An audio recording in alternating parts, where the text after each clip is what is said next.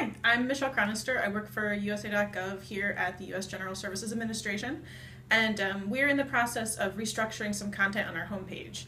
And we created some wireframes, and we wanted to just do a real quick and dirty, simple test that was pretty lo-fi, so hopefully we could get some honest feedback and people didn't think that they were going to hurt our feelings with the, really polished final product. So what we did is we printed out our wireframe for mobile on a really long piece of paper. It's just, text, boxes, nothing super fancy. And I took a manila folder and I taped a picture of a phone to it and I cut out a window. And then what I did was I tested people in the hallway who were willing to give us 5 minutes. And I, had a trusty test script, and I asked them some basic questions about, where they would go to find things.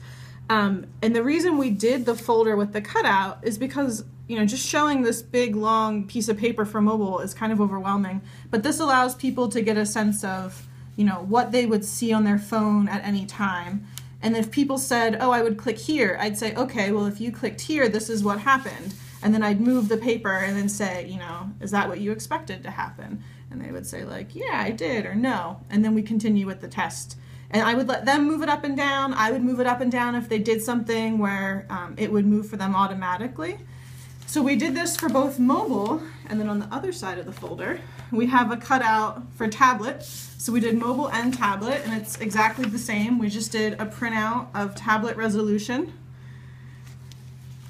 And we put it in the folder, and we did the same deal. We asked the same questions, we would move it, we would let them move it.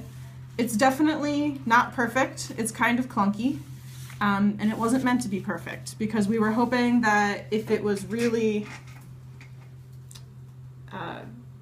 really simple and not too advanced that we might get honest feedback. We learned a lot from doing this. We did make a few changes to this. And then the next round of testing we did, instead of using the paper, we used a simple wireframe, but we put it on a mobile phone as a PDF. And then we gave them the phone and actually let them scroll up and down so we could see the behavior with a real touch device. It was actually very similar, so it confirmed a lot of the things we found from this test. Obviously with the improvements we made, those were no longer a problem, but we found a few other issues. So it was really helpful. It took about 5 minutes to make this and $0. So I would definitely recommend it if you're looking for a creative and cheap way of testing something.